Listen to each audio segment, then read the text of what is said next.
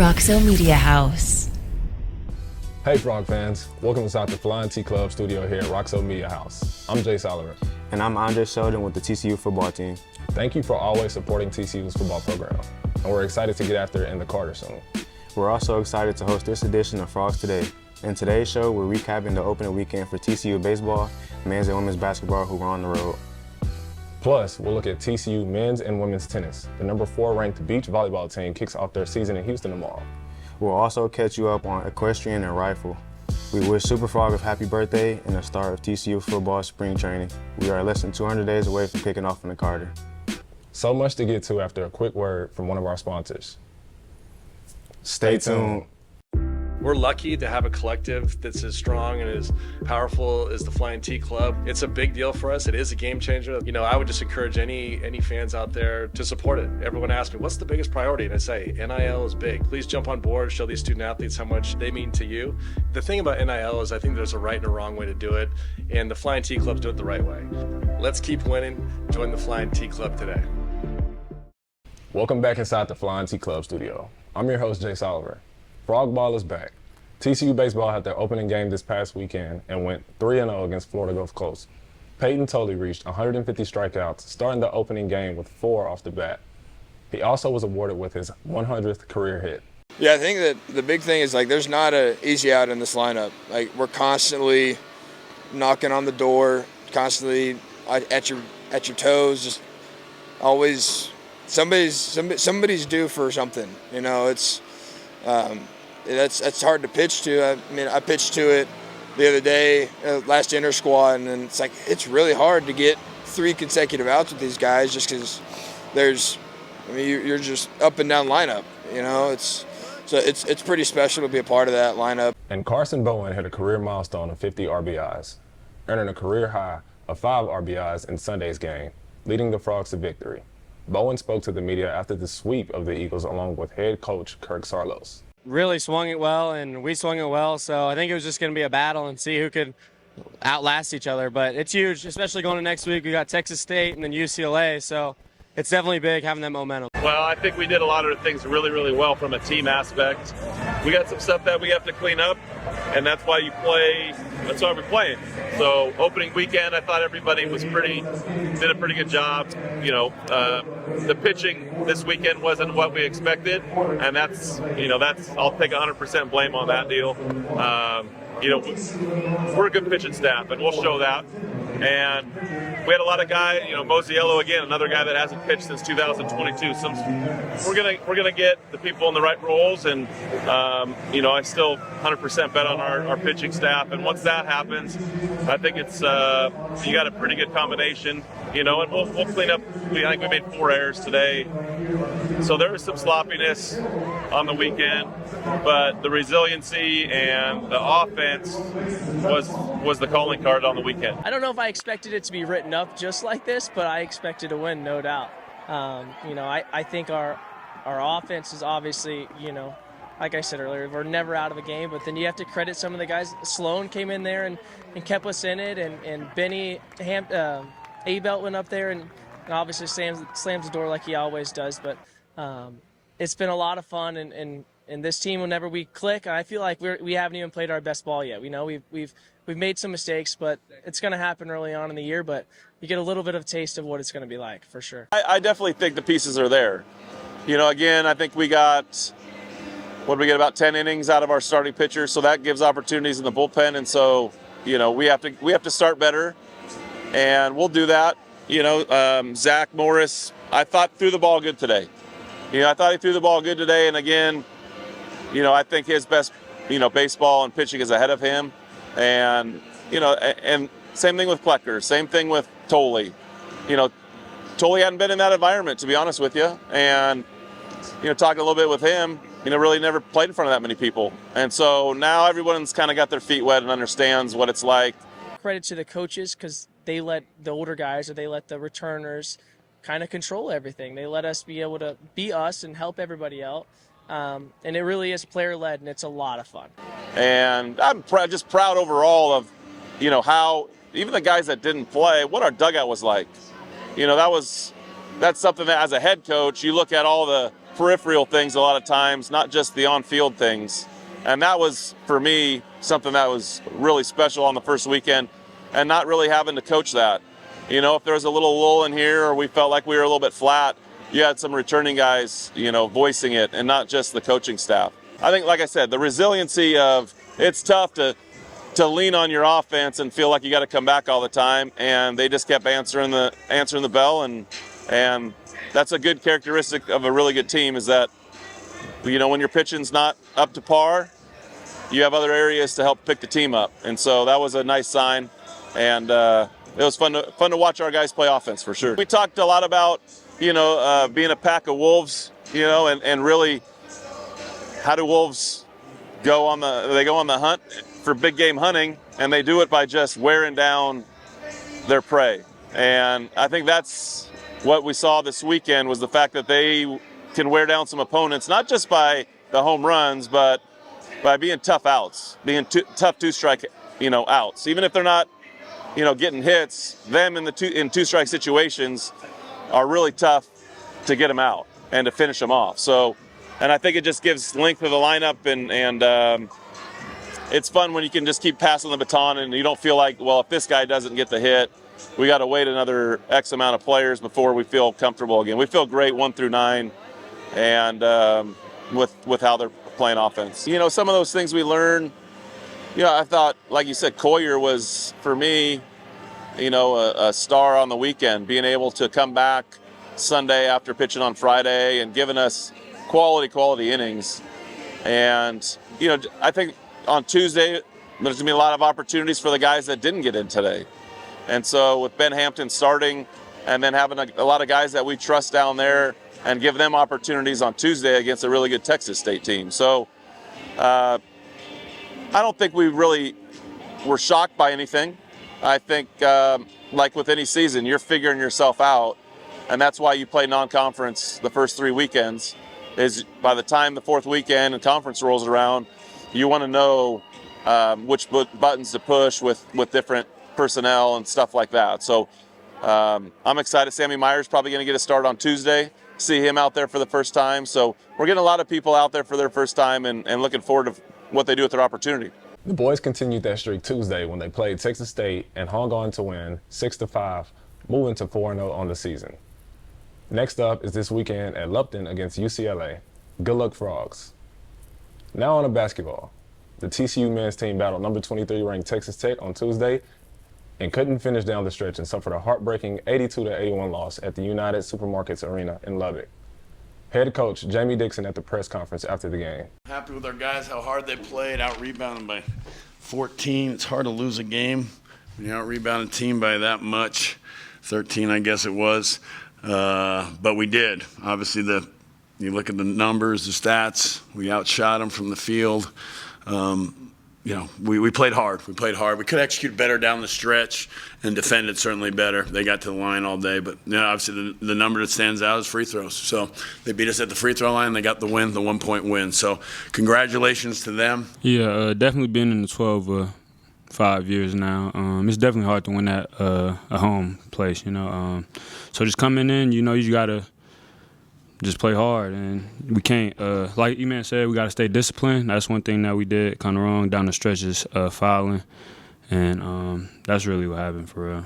I always say to put it behind you, but you also have to learn, you know. It's a quick turnaround. We got Cincinnati at home, and they're hungry. You know, they want to make the tournament. They want to come in. They want to compete. And, yeah, we lost here at Tech, but it's a quick turnaround. Saturday we play Cincinnati, and we got to redial, refocus, because you don't refocus in the Big 12. It's anything can happen. Right, so you learn from this game. You know, it sucks. We lose by 1 point. You know, we think we should have won, but thinking doesn't matter when the outcome is you lost with the loss, right? So just gotta rebuild, refocus, and regroup. They hope to turn it around tomorrow when they take on Cincinnati in the Schollmeyer Arena as they look to avenge an earlier overtime loss to the Bearcats. It is a purple out, so let's show up and wear purple to support the team at 2 p.m. On the other hand, women's basketball gets in the win column, and Madison Connor is back. For the first time since January 31st, Connor took the court and is right back where she started. She recorded 31 points, leading the Frogs to victory against Cincinnati last Saturday, 79-72. Well, just really proud of the team. We have been battling and fighting We had not been rewarded for our hard work, and today we made enough plays down the stretch to get a win. And our kids, they've earned this, and I'm so happy for them. Loved having Madison back, and man, that kid has missed a huge stretch and didn't skip a beat. So, and Sydney had quite a performance, but it took a village, it took everybody, and found a way to get a great road win. The team is on a roll and beat BYU for the second time this year on Wednesday. Connor. Back to Robertson. Is this the dagger? You better believe it. Aaliyah Robertson, 22 points. What a better time than to be getting healthy with postseason just around the corner. The Frogs cap off the basketball doubleheader as they too play in the Shoal tomorrow at 6 p.m. against Houston following the men. Good luck, ladies. Stay with us. We'll be right back. Energy does everything for us. It's all-encompassing. We're all benefiting and affected from it. And it is something that we all need to know about. It is the glue that holds everything together. TCU is powering what matters, our future. We don't just talk about what's needed, we focus on results. The Ralph Lowe Energy Institute is creating a world where energy is affordable, sustainable, and reliable. Simply the best barbecue in Fort Worth. Dine in, catering, or drive-through. 2900 Montgomery, just off I-30. Remember, the best barbecue in Fort Worth is at Railhead Smokehouse. Welcome back inside the Flying T Club studio. I'm Andre Seldon. The number 2 ranked TCU men's tennis team traveled to New York City this past weekend to compete in the ITA Indoor National Championships, looking for that three-peat which has never been done before. The Frogs finished 3-1 after losing a hard-fought match against the number 1 ranked Ohio State 3-4 in the ITA Indoor National Championship match. Meanwhile, TCU women's tennis is back on track, improving to 4-1 with the win over UT Arlington on Wednesday. After getting their trip postponed to Santa Barbara due to the bad weather, they won back-to-back. Head coach Lee Taylor Walker talked about their 4-1 start. The doubles point was a bit shaky, but it's like you said, first match out here, 18-mile-an-hour wind doesn't really help a tennis match too much. It's pretty ugly tennis.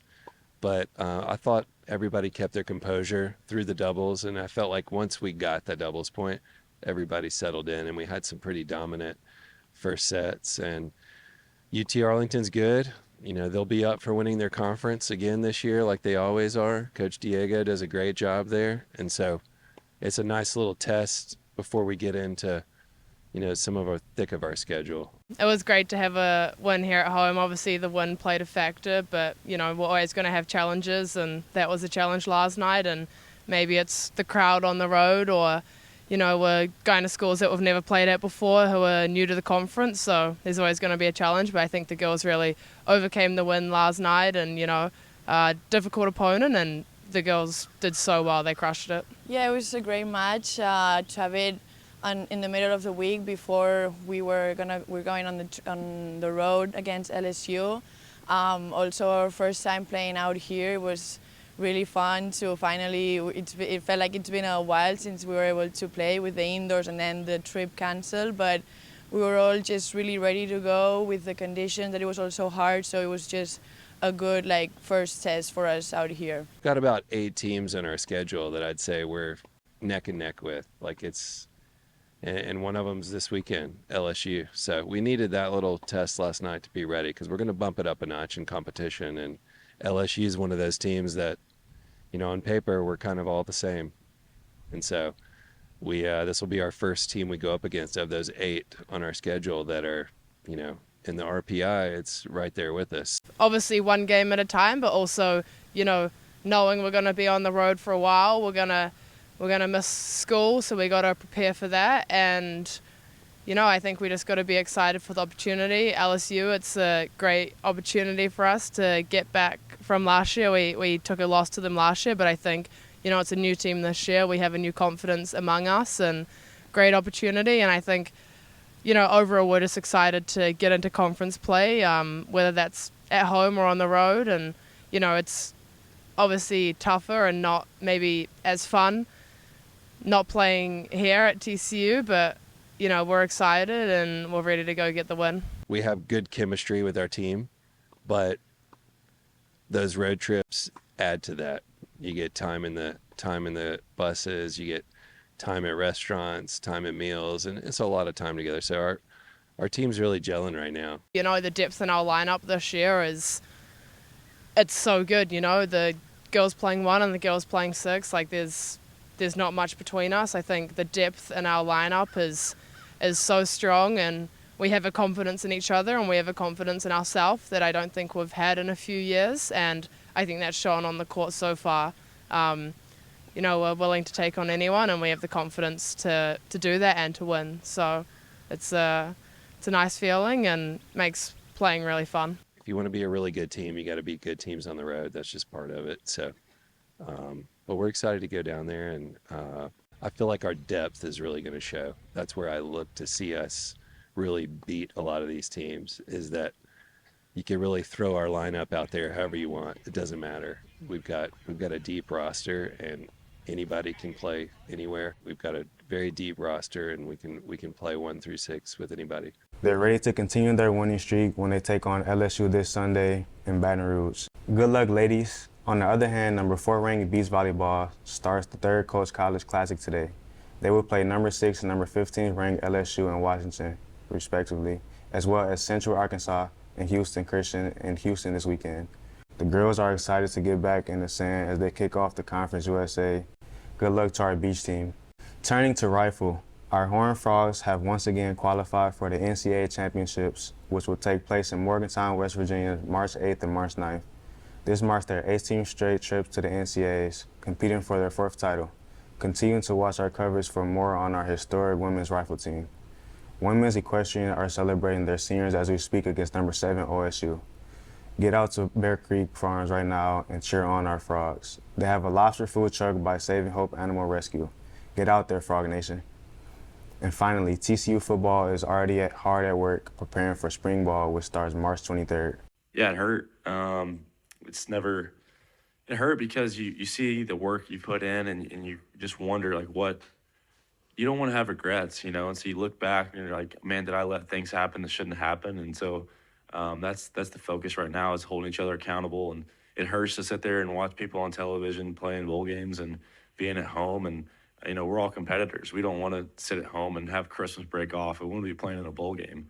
Like, I don't want to be at home for Christmas. I'm sorry, Mom, but I don't want to be at home for Christmas. So we want to be playing bowl games and playing late in the season, and it hurts not being able to do that. And so we're all focused on getting back to where we need to be.